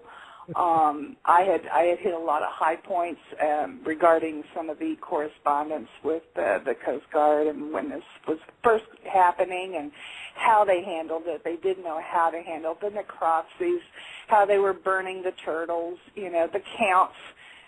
When you saw the actual counts of dead sea life versus what was actually on the NOAA website was only like one offshore. But what we need to do is really bioremediate, our Gulf. We need to stop the correction, and we need to stop the corruption of our government because they have just been standing on the side and allowing BP to handle everything. I'm still seeing it to this day with this settlement. I foresee that it will not benefit the people of the Gulf. I've lost faith. Agreed. Sell out. That's my opinion.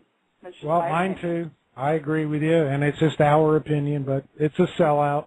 You don't make a settlement unless you want to try to get by with as cheap as possible, and the only problem with that is those who are really suffering get screwed. Right. The dolphins. We've had, I think, it was from the end in just 1 month of January and part of February, we had I think 14 dolphins that had beached. They are not being reported. They are not put on in for example, the Florida Fish and Wildlife. There's a fish kill database. They're not input. Don't even show up. They don't even show up. Last week we had a very rare dolphin in the Gulf Shores Wildlife Preserve, which is just a half a mile from where I live, west, and it was a Risso dolphin. It was number 666. And then we had another dead dolphin in Mississippi a couple days ago, and it disappeared, and we will never find the results of these. The sad part is, you know what, it's, okay, dolphins are mammals, just as whales are.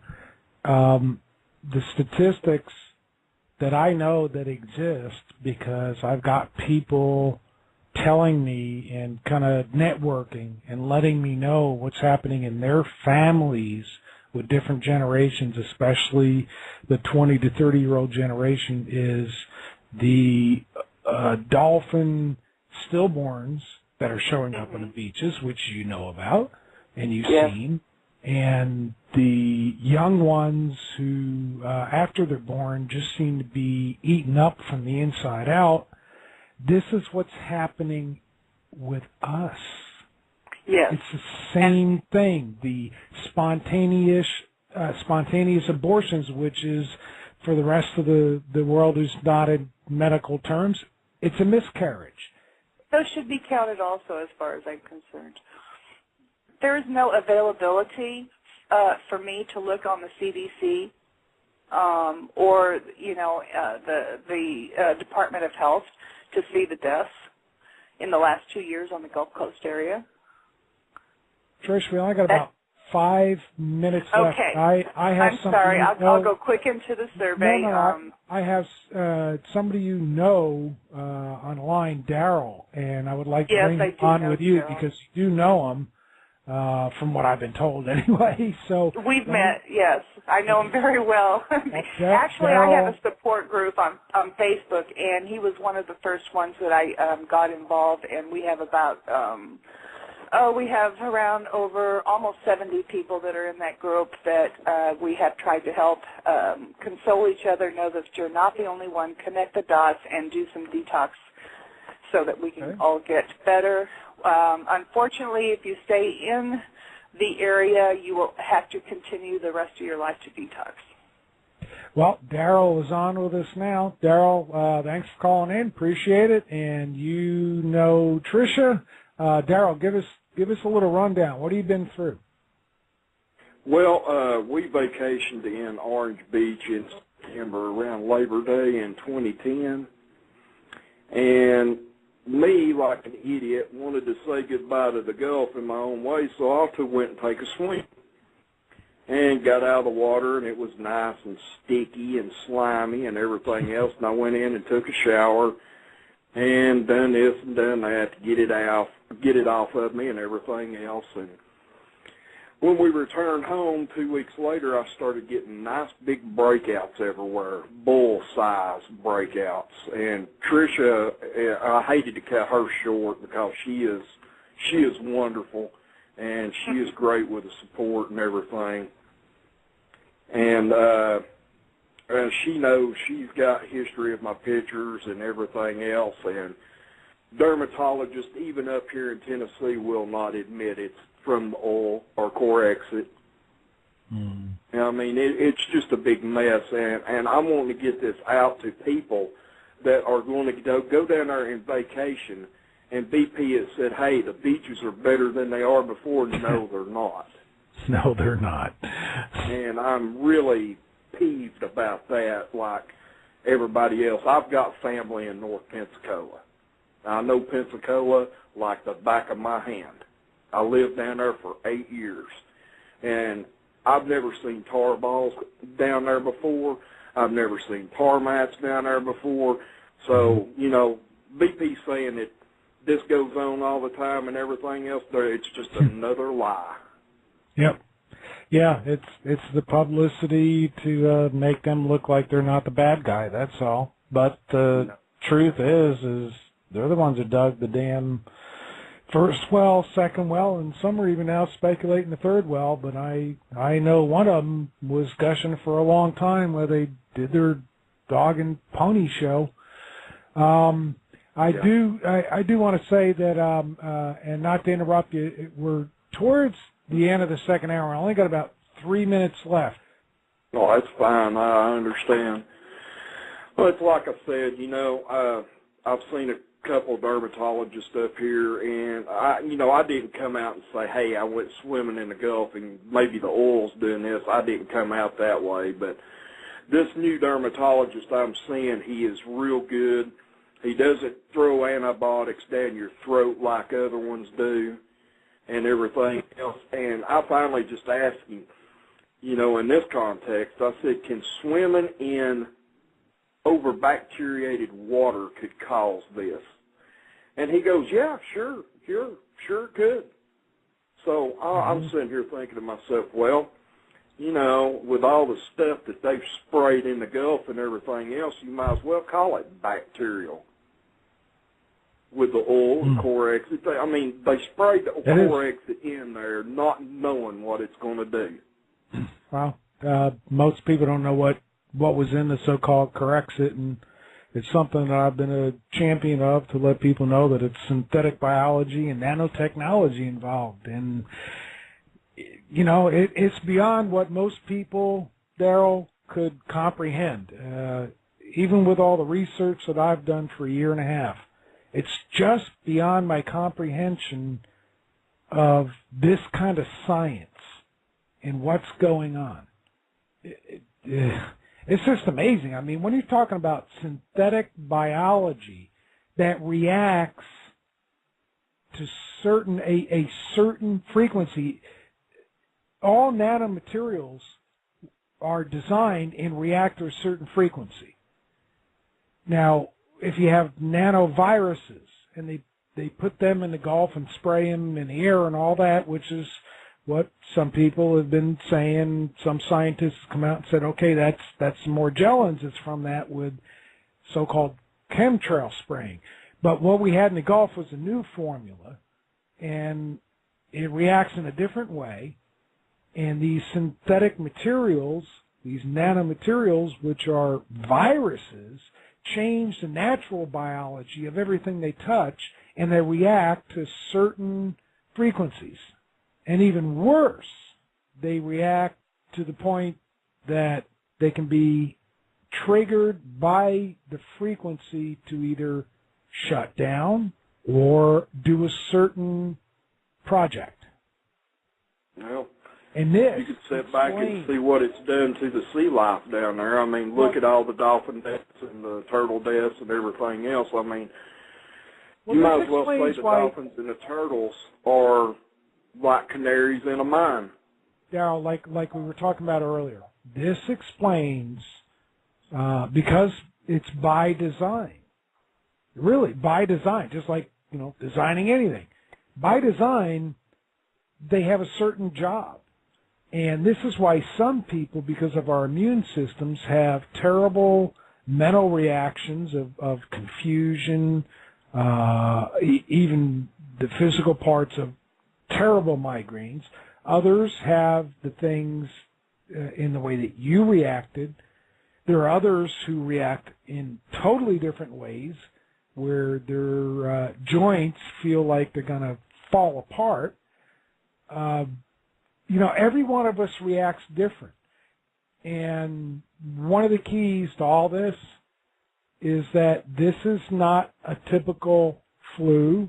It's not a plague caused by a single virus. It is multiples. And this is why it can't be treated with everybody in the same way. Well, it's like I said, I've been having big breakouts and everything else, and I've made sure that, it's, bulls, big bulls. I mean, some of them are obnoxious looking. And I take a lot of natural supplements, thanks to both Trishas for helping me pick this and pick that to get off these antibiotics, because they had me on antibiotics last month, clemidocine or something like that, and I almost died from taking those. No kidding. One of the side effects is it kills 95% of the good bacteria in your digestive tract. As soon as I found that out, I threw them in the garbage. That's like chemotherapy. Dermatologist. Chemotherapy will do the same thing, where you're killing the good the good cells or the bad cells, and you might kill the cancer, but the problem is you've killed everything that keeps you alive along with it. Else. That is the protocol of Western medicine these days, and Trisha Springstead, who's back on with us now. Yes, there are necessary times when Western medicine will and can save our lives. But when it comes to what's happening in the Gulf, this is something they have very little knowledge of and have never been taught. Trisha, would you agree with that? Yeah, I absolutely would. I have a on Facebook, I posted it numerous times. It's called the Poor Man's Protocol. And it's with magnesium, glutathione, and actually my research was really, I went in to look at exactly what the bases are in some of these herbals and some of these vitamins. Mm-hmm. Now, let me preface this with this. Not all organics, not all vitamins are based in the proper amounts. And I'm not making any money. I mean, I discovered Morgellons through a skincare patent. And and I'm not going to push that on people. But the thing is that there are certain, even vitamins and minerals that are based in some pretty dangerous elements. And the problem being with that is that you want to know really what the best elements are in your vitamins and minerals. I always tell people that we are energy, we are matter, we are, which creates form, we are water, and clean water is the most important thing to me. Mm-hmm. If people can flush clean water, that is so healing. That was part of my healing was reverse osmosis, and not just out of the kitchen sink. I put an entire commercial system in, and even the horses and the rescued animals were under reverse osmosis water now. Right. And there's, and then there's also some structured water that I would recommend for people. Just Google structured water, because structured water has zeta potential in it. And if you have zeta potential in water, then that's going to help the cells effectively communicate with each other. And thus, you can get healing from water. And I tell people no GMO diets. Stay off the GMOs. Because if you take Bacillus thuringiensis and you break it down to its most molecular component, you're going to get anthrax. So here we are, now we can go on to the farming aspect of everything. And the sad thing is that, Jeffrey Smith, came out as a Monsanto whistleblower. And incidentally, Monsanto is all involved in this stuff too. So you have all these big corporations that are involved in this. So I have a website. It's called, it's a hypertoxicity website. And on there you can pull off diets. pH is crucial. These people are very acidic, and pH is totally crucial for these people. We want to keep their pH anywhere from 6.8 to 7.2. That's if we can do that, and that means taking, you can buy pH strips, and you can take a test under your tongue, your sputum in the morning, and then your urine in the afternoon. And if you're acidic, disease cannot live in an alkaline environment. And I've been saying for years, we're working on the wrong medical model, Michael. We're working on the Pasteurian Newtonian model. We're not working on the model of Antoine Boucham, who said it's all about the terrain. And many doctors, many naturopaths are starting to understand this. All of the reactions that go on in the small intestines, what happens in the small intestine is that what you can do is you can get rid of all the toxins, and also you can absorb the nutrients. And Hippocrates said, let your food be your medicine and your medicine be your food. And our food sucks. Yep. Well, no soy, no corn, no cottonseed, no canola. My audio is terrible, so I'm getting about half of what you say, so I'm kind of talking. Oh, I'm sorry. Sorry about that.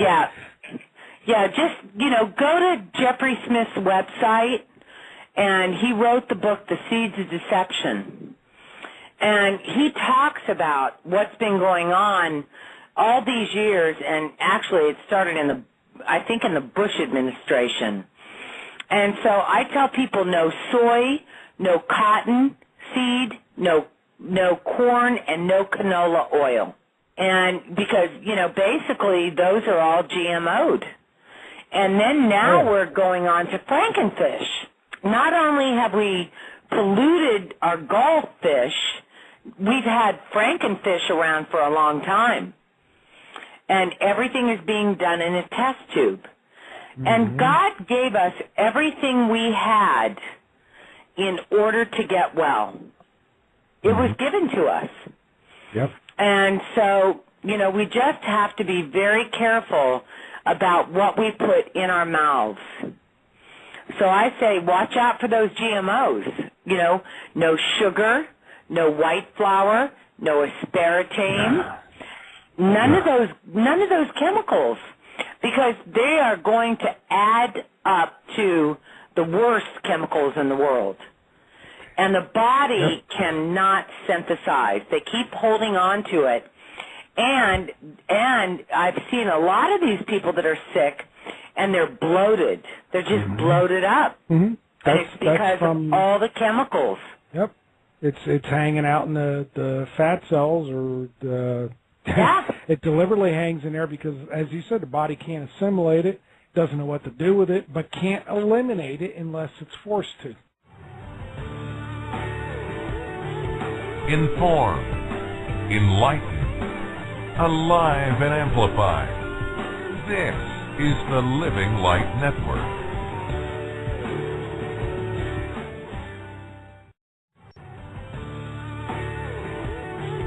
Inform, enlighten, alive and amplified. This is the Living Light Network.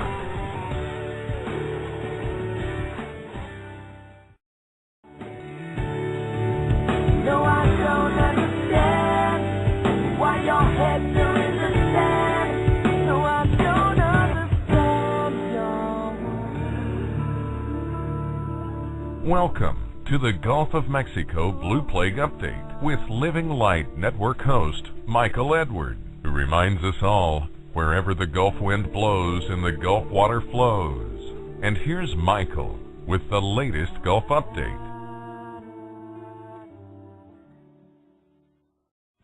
Well, welcome to the revival, the Gulf of Mexico Blue Plague Update Roundtable.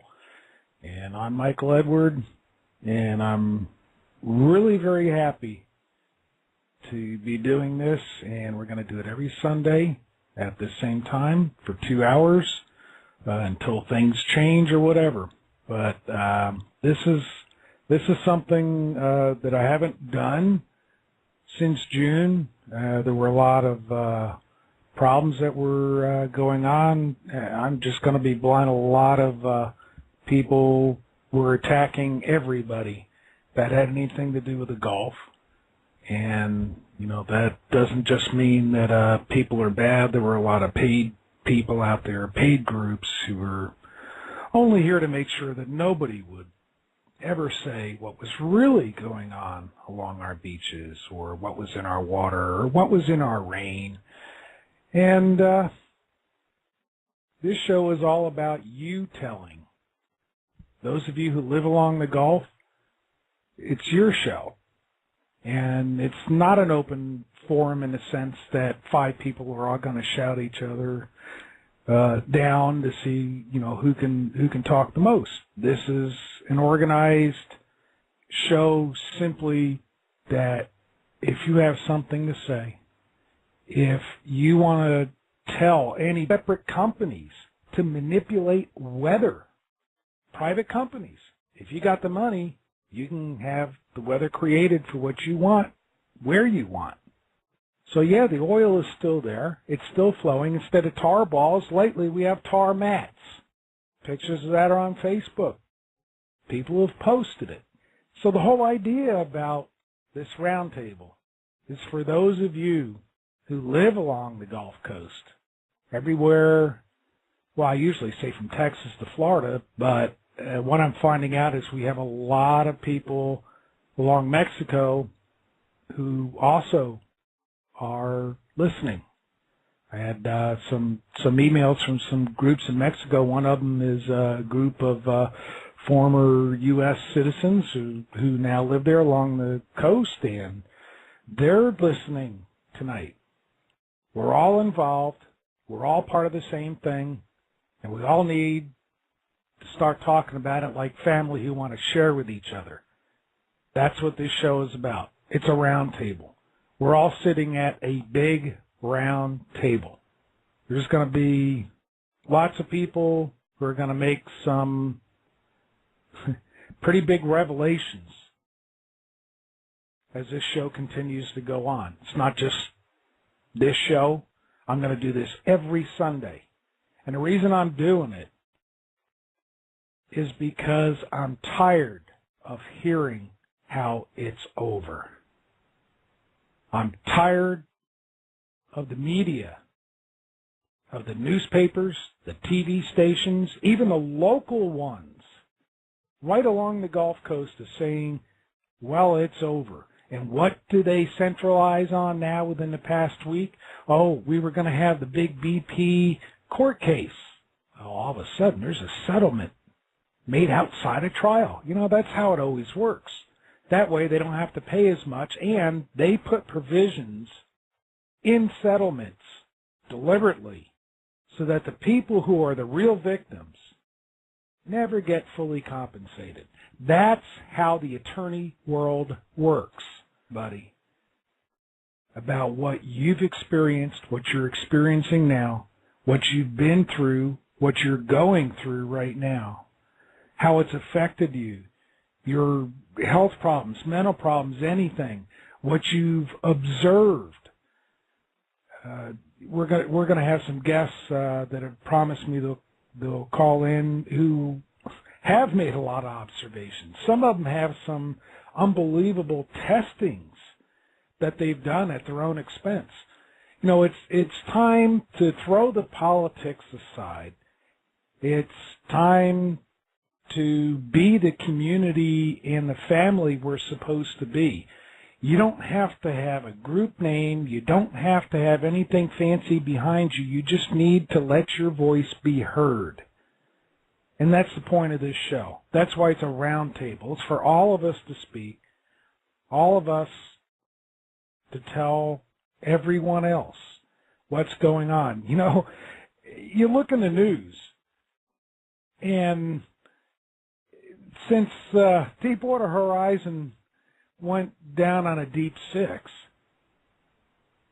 all BP has been trying to do, and you can say, well, it's BP has been doing this, and well, no, there's a lot more behind all this besides just BP, but they are the most guilty without a doubt.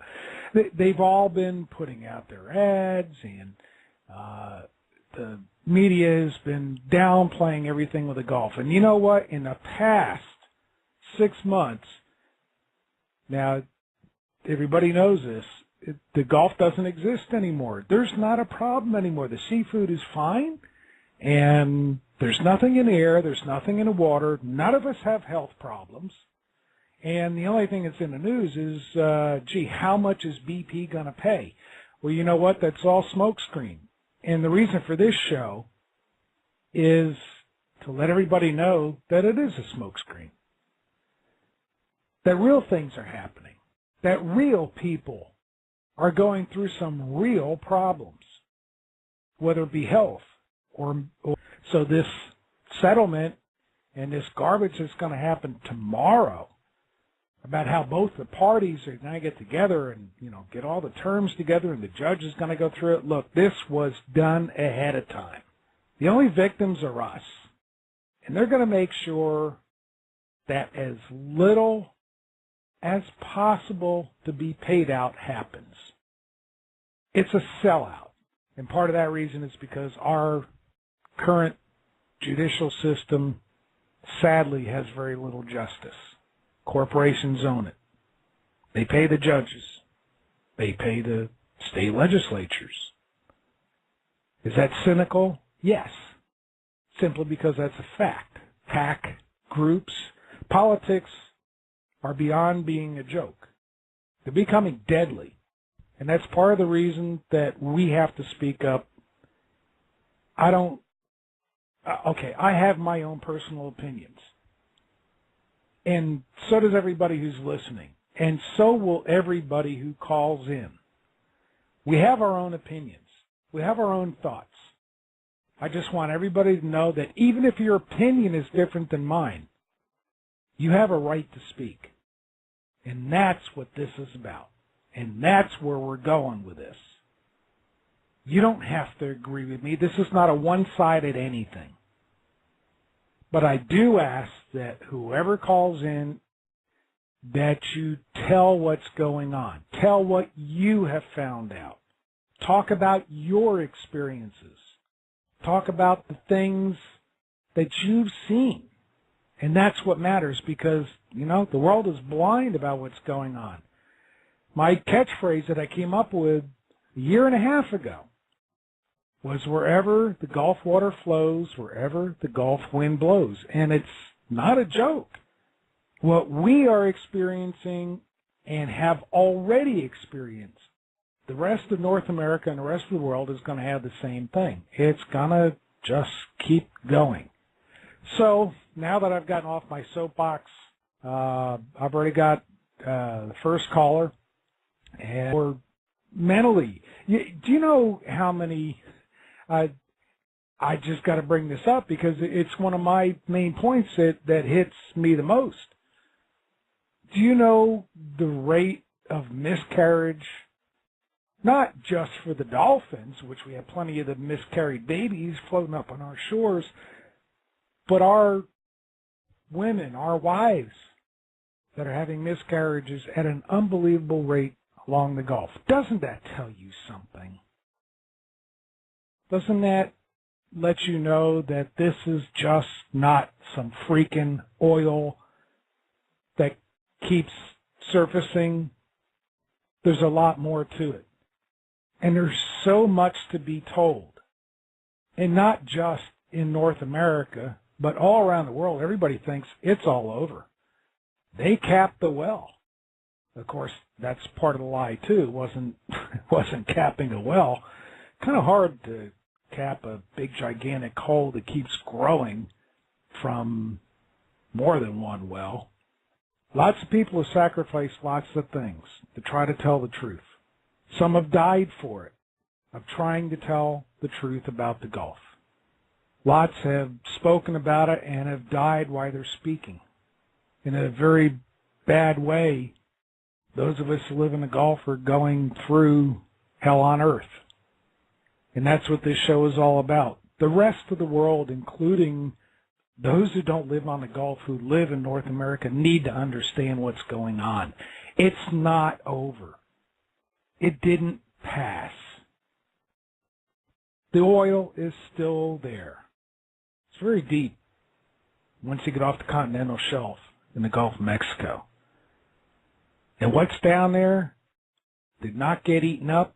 It didn't dissipate. It didn't go away for the same reason that we haven't had any hurricanes to stir it up, and that's not by mistake. Weather manipulation is something that's traded on the Chicago Mercantile Exchange. There are, well, as last count that I looked, and that's months ago, there were 16